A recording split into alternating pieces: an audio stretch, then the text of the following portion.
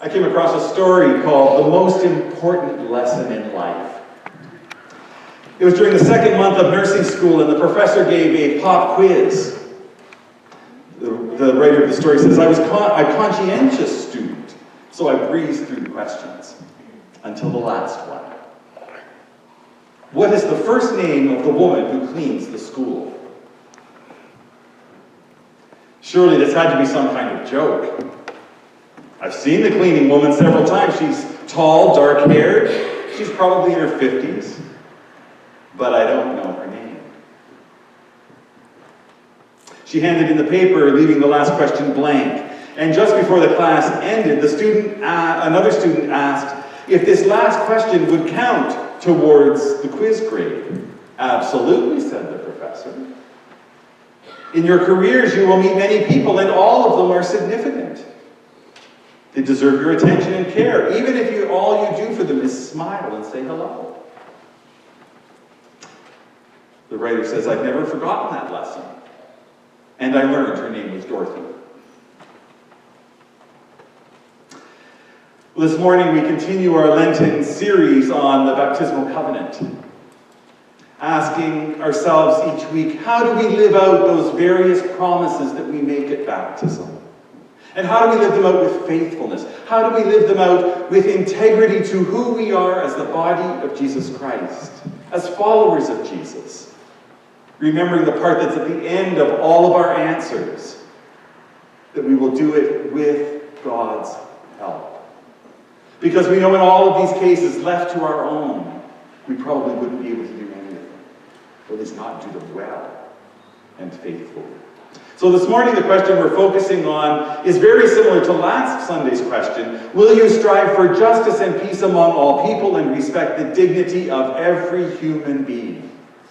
Will you strive for justice and peace among all people and respect the dignity of every human being?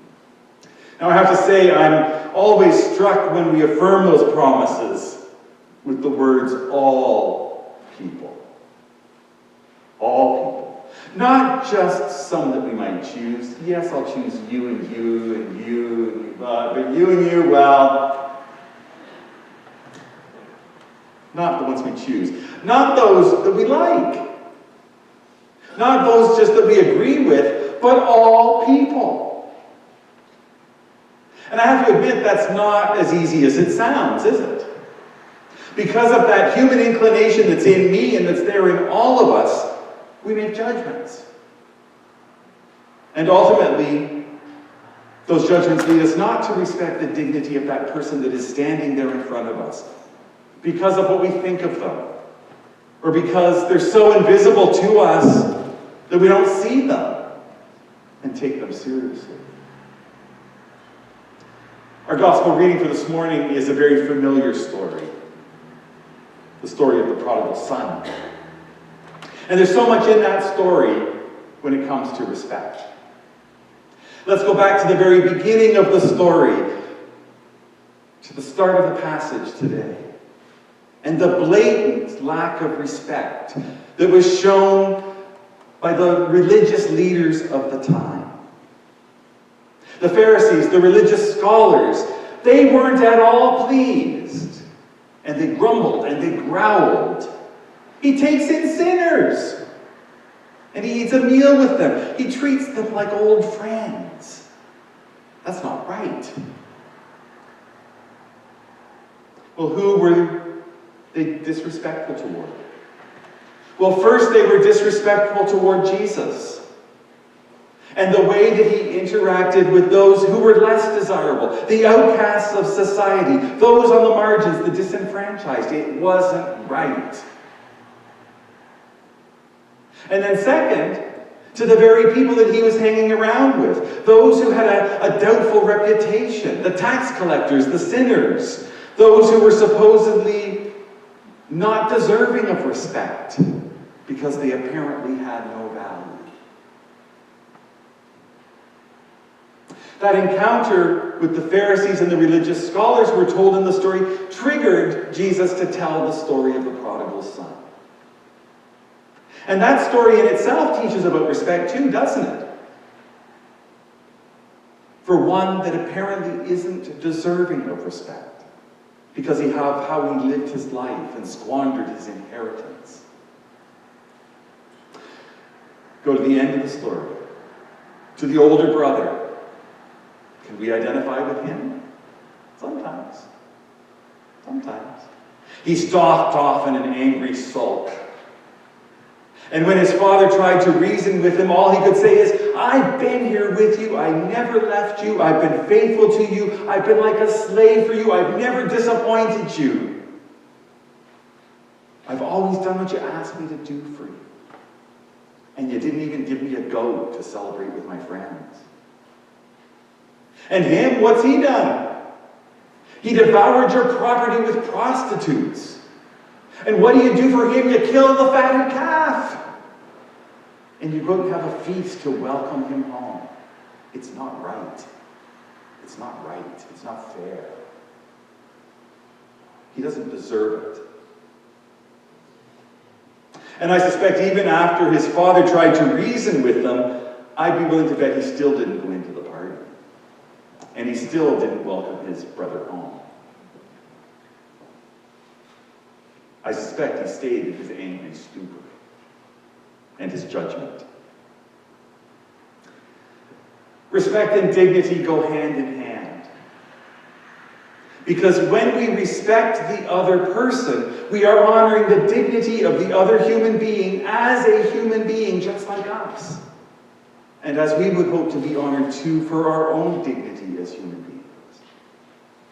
I came across this quote from Mark Twain. Our inner strengths, experiences, and truths cannot be lost, destroyed, or taken away. Every person has an inborn worth and can contribute to human community. We all can treat one another with dignity and respect and provide opportunities to grow towards our fullest lives. When we help one another discover and develop our unique gifts, we each deserve this. And we can all extend it to others. Sounds like the gospel of Jesus Christ to me.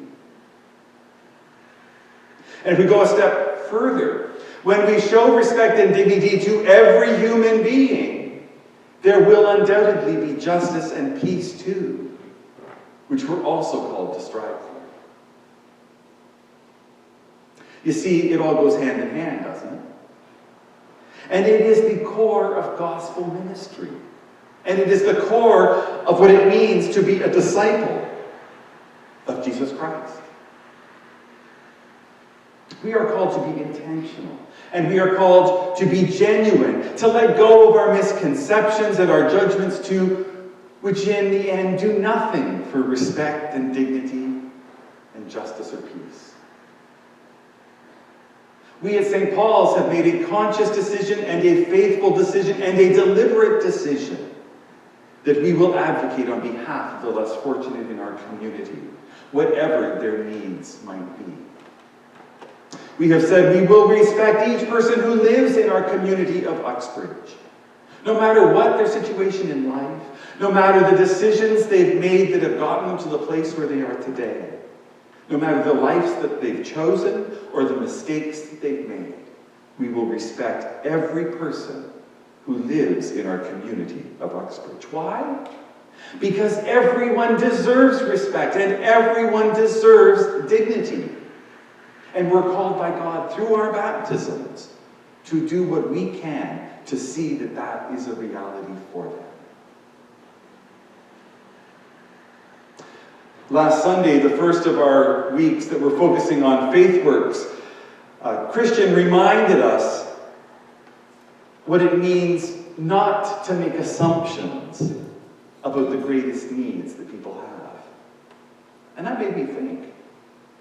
Because I've made the assumption that housing, of course, is the issue that we need to be focusing on, and the lack of affordable housing in our community. And that may well be the greatest need for people, but it might not be too. It might be something altogether different that we don't even know is going on in their lives. I heard this story the other night at Holy Spirit's. A family going through legal issues. And they had been told that the only way that they could go to court for these legal issues if they had $5,000 for their lawyer. And there was no way they could afford it. They scraped and they scraped because this was something they really needed to do, and they needed to come up with it somehow. So they continued to try to save. And through some incident, the victim services individual got involved and was having a conversation with them and heard their story. They had no idea about anything that was available to them. She told them about legal aid. She told them about the rights that wouldn't cost them anything. They had no idea until that individual told them. And it got me to thinking. I wonder how many more individuals are in the similar position with issues like that or other issues that complicate their lives. I know of churches who have set up clinics in their parish halls to address these kinds of issues and concerns. Now that's respect. That is dignity. And it is about bringing justice and peace in a way that makes a difference for that person who sits there and receives the resources and the answers that they need to hear in that moment. Well, my hope is that we will find ways to engage in conversation with others who likewise desire to work for justice and peace in our community of Uxbridge, and respect and dignity for those who are on the margins. But I hope we'll do something else too. I hope that we will find ways to engage in dialogue with the people who are in need themselves, listening to them. And isn't that the greatest sign of respect? When we actually sit and listen to another's story and allow them to tell their story without judgment, without assumptions, and receive the story as it is offered. Giving them the opportunity to voice their needs, their concerns, because someone actually cares to listen. I read this quote: "Dignity is something that we are born with. It is our inherent value and worth." And another quote: "Confidence breeds confidence. Negativity breeds negativity. Treat those around you with respect and dignity, and they will thrive." And finally, to close with a quote from Mother Teresa: "When people are hungry, it's not only for bread, but for love. When they are naked, it's not only for clothing, but they are naked for human dignity and respect. When they are homeless, it's not only for want of a home of bricks, but homeless because of rejection." That's the gospel of Jesus Christ. That is living out our baptismal covenant. And especially it is living out the promise: will you strive for justice and peace among all people and respect the dignity of every human being? And our response to that at baptism is, I will, with God's help. And we can never forget that last bit, with God's help. But we also can't forget the I will, because it's both. I will do that with God's help. But we have to make that personal. And not just words on a page or words spoken from our lips. And we need to ask ourselves the question, how am I going to do that in a way that can make a difference? So as we've been doing throughout our Lenten rhythm, I invite us to do just that. In a sense of prayer and spirituality. In an act of conviction and commitment. You were given a little sheet of paper, I think it was blue. And on it is the question: how will you strive for justice and peace among all people and respect the dignity of every human being? As you take the time to answer that question and write an answer down, you are making your prayerful commitment to God and to our community. So I invite us to take that time now to do that. And again, to offer it at the cross when you come up for communion. And to do that in a way that is a prayer that says, God, I can do this with your help. And to make that act of conviction. So let's take a moment and ask ourselves, how will you strive for justice and peace among all people and respect the dignity of every human being?